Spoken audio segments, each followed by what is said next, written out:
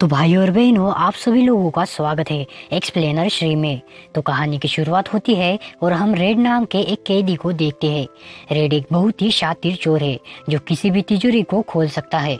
हाल ही में उसने एक बड़ी चोरी की थी जिस वजह से उसे पुलिस ने पकड़ लिया और अब वो जेल में अपनी सजा काट रहा है। रेड को पूरे 5 साल की सजा हुई है। धीरे धीरे अब दिन बीतते हैं और 2 साल बीतने के बाद रेड के अच्छे व्यवहार की वजह से उसे जेल से रिहा कर दिया जाता है। जेल से निकलने के बाद रेड बहुत ही खुश होता है। रेड को लेने उसकी पत्नी वहाँ आई हुई थी जिसका नाम लोई है। लोई भी रेड को देखकर काफी खुश होती है। इसके बाद वो दोनों एक दूसरे के साथ घर आते हैं। यहाँ हम रेड की बेटी को देखते हैं। जब वो जेल गया था तो तब उसकी बेटी बहुत ही छोटी थी जिस वजह से वो बोल भी नहीं सकती थी, लेकिन अब वो बड़ी हो चुकी है इसलिए वो अब बोल सकती है। लेकिन उसे फ्रेंच भाषा नहीं आती जिस वजह से रेड को उसकी भाषा समझ नहीं आती, इसीलिए रेड उसे अपनी भाषा सिखाने लगता है। इसके बाद सीन शिफ्ट होता है एयरपोर्ट पर। यहाँ हम एक कॉन्ट्रैक्ट किलर लियो को देखते हैं जो अभी अभी अमेरिका जा रहा है। एयरपोर्ट ऑफिसर जब लियो का डॉक्यूमेंट वेरिफिकेशन कर रहा था तब उसे इस पर शक होने लगता है, इसलिए वो लियो से पूछताछ करने लगता है और बात करते समय उसे पता चलता है कि लियो एक साइको है। लेकिन ऑफिसर लियो पर कोई भी कार्रवाई नहीं कर सकता क्योंकि उसके सारे डॉक्यूमेंट्स कंप्लीट है। इसके बाद लियो यहाँ से निकल जाता है और सीधा पार्किंग लॉट में आता है। यहाँ लियो एक कार को चुराने लगता है कि तभी वहाँ पर कार का मालिक आ जाता है और लियो से कहता है कि तुम मेरी कार को क्यों चोरी कर रहे हो, रुको मैं अभी पुलिस को बुलाता हूँ। ये सुनकर लियो बहुत ही गुस्सा हो जाता है और वो इस आदमी का गला काट कर उसे मार डालता है। इसके बाद वो कार के दरवाजे को खोलने लगता है क्योंकि अब उसे रोकने वाला कोई भी नहीं था। कार को चोरी करके लियो यहाँ से निकल जाता है और वहाँ से सीधा एक बार में आता है। यहाँ हम इस बार के मालिक को देखते हैं जिसका नाम टॉम है। टॉम जैसे ही लियो को देखता है तो वो डर जाता है क्योंकि वो जानता है कि लियो कौन है और वो कितना ज्यादा खतरनाक कातिल है। लियो उसे शांत करता है और कहता है कि मैं तुम्हें यहाँ पर मारने नहीं आया हूँ, बल्कि मुझे तो बस तुमसे कुछ हथियार चाहिए। यहाँ हमें पता चलता है कि टॉम इलीगल गन्स की तस्करी करता है और यह बार उसने सिर्फ दिखाने के लिए खोल रखी है ताकि वो अपने गन्स का बिजनेस कर सके। इसके बाद टॉम लियो को छत पर लेकर जाता है और उसे वहाँ कुछ बेहतरीन बंदूकें दिखाता है, लेकिन लियो को कोई भी बंदूक पसंद नहीं आती। इसके बाद वो एक स्नाइपर उठाता है और सड़क पर निशाना लगाने लगता है। देखते ही देखते लियो एक आदमी को शूट कर देता है, लेकिन उसे इस बात का बिल्कुल भी अफसोस नहीं होता कि उसने अभी अभी एक बेकसूर इंसान को मारा है। ये देखकर वो बहुत ही डर जाता है। लियो कहता है कि मुझे यही गन चाहिए। इसके बाद लियो जब वापस बार में आता है तब हम यहाँ पर टॉम के कुछ दोस्तों को देखते हैं। वो लोग लियो को देखकर उसका मजाक उड़ाने लगते हैं क्योंकि उनको पता नहीं होता कि लियो कितना ज्यादा खतरनाक आदमी है। उनकी बातें सुनकर लियो का गुस्सा बढ़ने लगता है और वो अपनी गन निकालकर टॉम के दोस्तों को मारने लगता है। ये सारी चीजें देखकर टॉम समझ जाता है कि लियो अब उसे भी मार देगा, इसलिए वो जल्दी से अपनी शॉट गन निकालता है, लेकिन लियो ये देख लेता है जिस वजह से वो टॉम को भी मार देता है। लियो यहाँ मौजूद सारे हथियार लेकर यहाँ से निकल जाता है क्योंकि अभी उसे अपने एक सबसे खास दुश्मन को मारना है। इसके बाद हम रेड को देखते हैं जो अपने घर पर होता है। उस पेंटिंग्स को देखकर उसे जेल की दीवारें याद आने लगती है क्योंकि ये पेंटिंग बिल्कुल वैसे ही दिख रही थी। तभी उसकी पत्नी यहाँ पर आती है और वो कहती है कि शाम को इन पेंटिंग्स का एग्जीबिशन है, इसलिए मैं चाहती हूँ कि तुम वहाँ पर जरूर आओ। तब रेड कहता है कि मुझे पेंटिंग्स की जरा भी समझ नहीं है, इसलिए मुझे वहाँ पर बोरिंग लगेगा, लेकिन वो उसकी एक भी बात नहीं सुनती और उसे कहती है कि तुम्हें वहाँ आना ही होगा क्योंकि यह दिन मेरे लिए बहुत खास होने वाला है। ये कहकर वो वहाँ से चली जाती है और सीधा अपने आर्ट गैलरी में आती है और वो यहाँ अपनी पेंटिंग्स को सेट करने लगती है कि तभी यहाँ पर आर्ट गैलरी का मालिक आता है। वो लोई को अपने ऑफिस में लेकर जाता है और वो लोई से अपने प्यार का इजहार करता है और वो कहता है कि मैं तुम्हें बहुत ही ज्यादा पसंद करता हूँ और मैं तुमसे शादी करना चाहता हूँ। यह कहकर वो उसे टच करने लगता है, लेकिन लोई उसे डांटती है और उसे कहती है कि शायद तुम नहीं जानते कि मेरा पति कौन है, और अगर ये बात उसे पता चली कि तुम मुझे परेशान कर रहे थे तो वो तुम्हें जिंदा नहीं छोड़ेगा।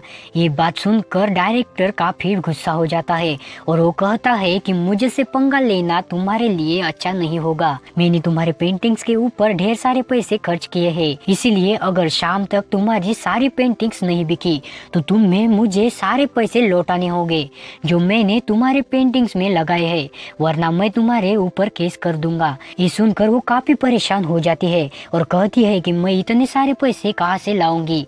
इसके बाद हम रेड को देखते हैं जो अपने दोस्त रॉय के पास आता है। रॉय एक दुकान को चलाता है। रॉय और रेड पहले एक साथ मिलकर चोरी किया करते और जेल जाने से पहले ही दोनों ने मिलकर पूरे 5 लाख की चोरी की थी और वो सारे के सारे पैसे बॉन्ड के रूप में थे, जिस वजह से उन पैसों को कोई भी ट्रेस नहीं कर सकता। रेड यहाँ पर पैसों के लिए आया था। दोनों बात कर रहे थे कि तभी यहाँ पर एक आदमी आता है जिसका नाम एली है। वो एक पुलिस ऑफिसर है और उसी की सिफारिश की वजह से रेड को जेल से छोड़ा गया है। एली काफी दिनों से रेड का पीछा कर रहा है क्योंकि उसे रेड पर शक है और यहाँ रेड को वार्निंग भी देता है और कहता है कि तुम पैरोल को छोड़ गए हो, इसलिए तुम किसी भी समय जेल में वापस जा सकते हो। यह कहकर वो रेड की तलाशी लेने लगता है क्योंकि उसे लग रहा था कि शायद रेड के पास ड्रग्स या फिर हथियार है, लेकिन तलाशी लेने के बाद एली को कुछ भी नहीं मिलता, इसलिए वो रेड को छोड़कर यहाँ से चला जाता है। एली के जाने के बाद रॉय एक दरवाजे को खोलता है, जिसके बाद वो रेड को लेकर बेसमेंट में आता है। यहाँ पर एक बड़ा सा सेफ होता है। वो कहता है कि हमने जिस बॉन्ड्स को चुराया था वो सारे के सारे बॉन्ड्स एक सेफ में सुरक्षित है और मैं चाहता हूँ कि इस सेफ को तुम खोलो क्योंकि ये सेफ बिल्कुल वैसा ही है जैसा तुमने बैंक में खोला था, क्योंकि मैं देखना चाहता हूँ कि क्या तुम्हारे अंदर आज भी वो काबिलियत है या फिर नहीं। ये सुनकर रेड इस सेफ को खोलने लगता है, लेकिन बहुत कोशिश करने के बाद भी वो उसे नहीं खोल पाता क्योंकि वो 2 साल तक जेल में था और इतने दिनों तक उसकी प्रैक्टिस छूट गई थी, इसलिए वो इस सेफ को नहीं खोल पाता। वो कहता है कि तुम परेशान मत हो, तुम्हारी केवल प्रैक्टिस छुटी है, लेकिन मुझे यकीन है कि कुछ ही दिनों में तुम सेफ को दोबारा से खोलना सीख जाओगे। ये कहकर रॉय अपनी चाबी से सेफ को खोल देता है और रेड को सारे बॉन्ड्स दिखाता है। इसके बाद हम आर्ट गैलरी को देखते हैं जहाँ रेड अपने दोस्तों के साथ आया था। वो उसे यहाँ देखकर काफी खुश होती है। यहाँ हम एली को भी देखते हैं जो इस आर्ट एग्जीबिशन में आया था। यहाँ पर आए लोगों को यह पेंटिंग जरा भी पसंद नहीं आती और वो कहते हैं कि इन पेंटिंग्स में कुछ भी नहीं है क्योंकि इस पेंटिंग को देखने के बाद उनको कुछ भी महसूस नहीं हो रहा है। ऐसा सुनकर वो थोड़ा परेशान हो जाती है। इसके बाद हम रेड की बेटी को देखते हैं जो अपने टीचर के साथ घर पर थी। अब उन दोनों के सोने का समय हो चुका था। तभी न की डोरबेल की रिंग बजती है और वो जब दरवाजा खोलती है तब बाहर लियो खड़ा होता है। वो घर में घुसने लगता है कि तभी वो उसे रोकती है, लेकिन लियो उसकी बात नहीं मानता। उसे उस आदमी पर शक होने लगता है, इसलिए वो एक चाकू लेकर उसे रोकने की कोशिश करती है, लेकिन वो बड़े ही आसानी से उसे मार गिराता है। अब ये सब देखकर उसकी बेटी काफी ज्यादा डर जाती है और यहाँ से भागने लगती है। लियो उसे भागते हुए देख लेता है और इसलिए वो उस पर गोलियां चलाता है, लेकिन वो काफी दूर निकल जाती है जिसकी वजह से उसकी जान बच जाती है। यहाँ हम जान पाते हैं कि लियो अमेरिका केवल इसीलिए आया है ताकि वो रेड को मार सके। लियो बहुत गुस्से में होता है क्योंकि आज तक उसके हाथ से कोई भी बचा नहीं था, लेकिन आज वो एक छोटी सी लड़की को नहीं मार पाया और वो यहाँ से भाग गई। ये सब सोचकर लियो और भी ज्यादा गुस्सा होने लगता है और वो घर की तलाशी लेने लगता है। उसे यहाँ एक आर्ट गैलरी का एग्जीबिशन कार्ड मिलता है जिसे देखकर वो समझ जाता है कि रेड उसे कहाँ मिलेगा। लियो यहाँ से आर्ट गैलरी की तरफ निकल जाता है। दूसरी तरफ हम देखते हैं कि वो आर्ट गैलरी में आ चुकी है, लेकिन अब यहाँ पर लियो भी आ जाता है और वो अपनी बंदूक से यहाँ पर अंधाधुंध गोलियां चलाने लगता है और जो भी आदमी उसके सामने आता है वो उसे मार डालता है। लोगों के खून के छिट्टे पेंटिंग से ऊपर जाने लगती है और लोग चिल्लाने लगते हैं, लेकिन लियो यहाँ पर नहीं रुकता और वो सबको मारते जा रहा था। इस जगह पर एली भी था जो अपनी बंदूक से लियो लियो को शूट करने लगता है, लेकिन अब उसे कोई भी नहीं रोक सकता क्योंकि उसे किसी का भी डर नहीं होता। वो बस सबको मारना चाहता है, इसलिए वो लगातार गोलियां चला रहा था। रेड के दोस्त को भी यहाँ पर कुछ गोलियां लग जाती है, इसलिए वो नीचे गिर जाता है। रेड कहता है कि मैं तुम्हें हॉस्पिटल लेकर चलता हूँ, लेकिन वो जानता था कि वो अब जिंदा नहीं बचेगा, इसलिए मरने से पहले वो लॉकर की चाबी रेड को दे देता है और अपना दम तोड़ देता है। रेड उस चाबी को लेकर अपनी पत्नी और बेटी के साथ यहाँ से भागने लगता है, लेकिन लियो उसे यहाँ से भागते हुए देख लेता है और उन पर गोलियां चलाता है, लेकिन रेड कार में था इसलिए वो यहाँ से बचकर भाग जाता है। वो काफी ज्यादा डरी हुई थी, इसलिए वो रेड से पूछती है कि आखिर वो कौन था जो हमें मारना चाहता है। यह सुनकर रेड उसे सारा सच बता देता है। वो कहता है कि जब मैं अपनी आखिरी चोरी कर रहा था तब उस आदमी का भाई भी मेरे ही साथ था, लेकिन उस चोरी में बहुत सी गड़बड़ हुई जिसकी वजह से वहाँ पर पुलिस आ गई और उन्होंने उसके भाई को मार डाला। लेकिन रेड को अभी भी लगता है कि उसका भाई मेरी वजह से ही मारा है या फिर मैंने ही उसके भाई को मारा है, इसलिए वो मुझसे अपने भाई का बदला लेना चाहता है। रेड कहता है कि लियो एक बहुत ही खतरनाक किलर है, इसलिए हमें जल्द से जल्द शहर को छोड़ना होगा। रेड यहाँ उसे उन बॉन्ड्स के बारे में बताता है जिसे इसने और रॉय ने मिलकर चुराए थे। रेड कहता है कि वो बॉन्ड्स अभी भी सुरक्षित पड़े हुए हैं और हर जगह हमने सिर्फ अफवाह फैलाई थी कि वो सारे के सारे बॉन्ड्स जल चुके हैं। ये सुनकर लियो कहती है कि हमें उन बॉन्ड्स को निकालकर उनमें कैश करवाना होगा, क्योंकि अगर हमने ऐसा नहीं किया तो मेरा बॉस मुझे जेल में भेज देगा, क्योंकि आज आर्ट गैलरी की धज्जियां उड़ गई है और मेरी सारी पेंटिंग्स भी खराब हो चुकी है और अब केवल वो बॉन्ड्स ही है जो हमारे काम आ सकते हैं। ये सब सुनकर रेड अपनी गाड़ी लेकर रॉय की शॉप पर आता है। वो उस गाड़ी को रोकने के लिए कहता है और कहता है कि मैं सारे बॉन्ड्स को लेकर आता हूँ। ये कहकर वो बेसमेंट में जाता है। अब कार में बैठकर वो रेड का इंतजार कर रही थी कि तभी वहाँ पर लियो आता है और वो उस पर बंदूक तान देता है।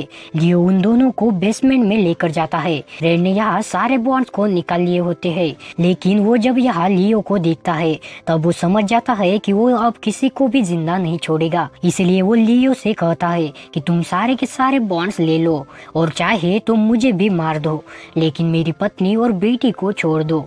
ये सुनकर लियो कहता है कि तुम बॉन्ड्स की बात तो मत ही करो, वैसे भी तुम्हें मारने के बाद मैं उसे ले ही लूंगा।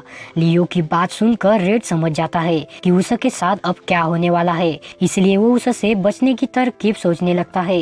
लेकिन तभी लियो अपनी बंदूक से रेड को शूट करता है और अपनी बेटी को बचाने के चक्कर में वो उसे वार्ड के अंदर बंद कर देता है, जिसके बाद लियो उस वार्ड को लॉक कर देता है ताकि वो अंदर ही घुट घुट के मर जाए, क्योंकि वो जानता था कि वो अंदर ज्यादा देर तक सांस नहीं ले पाएगी और जल्द ही मर जाएगी। लोही यहाँ लियो से बचकर भागने लगती है, लेकिन लियो उसे देख लेता है और उसके पीछे जाता है। कुछ दूर जाने के बाद लियो उसे पकड़ लेता है और उसके सिर पर हमला करके उसे बेहोश कर देता है। उधर हम रेड को देखते हैं जो अभी भी जिंदा है। जो गोली लियो ने उस पर चलाई थी वो गोली वॉर्ड की चाबी में लगती है जिसे रेड ने उसे दी थी। रेड यहाँ खड़ा होता है, लेकिन उसको गोली लगने से वॉर्ड की चाबी टेढ़ी हो गई थी। इस वजह से रेड चाबी से वॉर्ड को नहीं खोल पाता। वो हार्ट बीट को सुनकर कहता है मैं तुम्हें जल्द ही वहाँ से बाहर निकाल लूंगा। दोनों बात कर ही रहे थे कि तभी यहाँ पर लियो आ जाता है और वो रेड से लड़ने लगता है। इन दोनों के बीच यहाँ फाइट होती है। लियो यहाँ पर अपनी बंदूक निकाल लेता है और वो रेड को मारने ही वाला था कि तभी यहाँ पर एनेटो आ जाता है और वो लियो पर गन पॉइंट कर लेता है, लेकिन लियो किसी से भी नहीं डरता, इसलिए वो उसकी तरफ आने लगता है। ये देखकर एनेटो उस पर गोली चलाने लगता है, जिस वजह से वो नीचे गिर जाता है।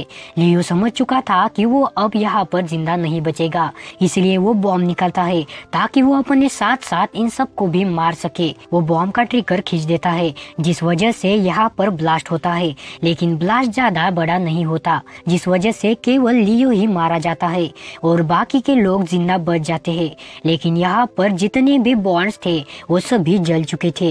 यो देखता है कि उसकी बेटी अभी भी उस वार्ड के अंदर ही है, इसलिए वो जल्दी से वार्ड को खोलने लगता है। वो जानता था कि उसके पास चाबी नहीं है, इसलिए वो अपनी स्किल का इस्तेमाल करके उस वार्ड को खोलने लगता है। कुछ देर कोशिश करने के बाद वो इस वार्ड को खोल ही लेता है और अपनी बेटी को उसमें से बाहर निकालता है। रेड जानता था कि अब एनेटो उससे गिरफ्तार कर लेगा, इसलिए वो खुद ही सरेंडर सरेंडर कर देता है, लेकिन एनोटो उसे कहता है कि तुमने कुछ भी गलत नहीं किया है और मुझे पता है कि यहाँ पर क्या हो रहा था, इसीलिए मैं पुलिस को कुछ भी नहीं बताऊंगा और इसमें तुम्हारी कोई भी गलती नहीं है, इसीलिए तुम यहाँ से चले जाओ और मेरी फिक्र मत करो। मैंने लियो जैसे एक बड़े कॉन्ट्रैक्ट किलर को मारा है जिस वजह से मेरी प्रमोशन हो जाएगी। इसके बाद रेड अपने फैमिली के साथ यहाँ से निकल जाता है और घर आने के बाद वो लोग फिर से उदास हो जाते हैं क्योंकि सारे के सारे बॉन्ड्स जल चुके हैं और अब इनके पास जरा भी पैसे नहीं है और सारी पेंटिंग्स भी खराब हो चुकी थी, इसीलिए वो लोग उदास बैठे हुए थे। तभी आर्ट गैलरी का ओनर आता है जो उन्हें बताता है कि लोई ने जिस पेंटिंग को बनाया था वो सारे पेंटिंग्स एग्जीबिशन में बिक गए हैं। इससे पहले जो पेंटिंग लोगों को पसंद नहीं आ रही थी वही पेंटिंग्स बाद में उन सारे लोगों को अच्छी लगने लगी क्योंकि उस पर खून के चिट्टे पड़े हुए थे, जिससे लोगों को वो पेंटिंग्स जिंदा लगने लगी। इसीलिए एक ही दिन में वो सारी की सारी पेंटिंग्स लोगों ने खरीद ली और उसे बेचकर इन्होंने पूरे $3 लाख कमाए हैं। अब इतने पैसे पाकर वो सब लोग काफी खुश होते हैं क्योंकि इतने पैसों से ये लोग अपनी जिंदगी की नई शुरुआत कर सकते हैं और अब रेड को कोई गलत काम करने की जरूरत नहीं है। और अब डायरेक्टर भी समझ चुका था कि वो प्यार करने के लिए किसी को फोर्स नहीं कर सकता क्योंकि वो अपने पति से बहुत प्यार करती थी। तो ये मूवी यहीं पर एंड होती है। तो आपको ये मूवी कैसी लगी नीचे कमेंट में जरूर बताना। सो मिलते हैं जल्दी नेक्स्ट वीडियो में।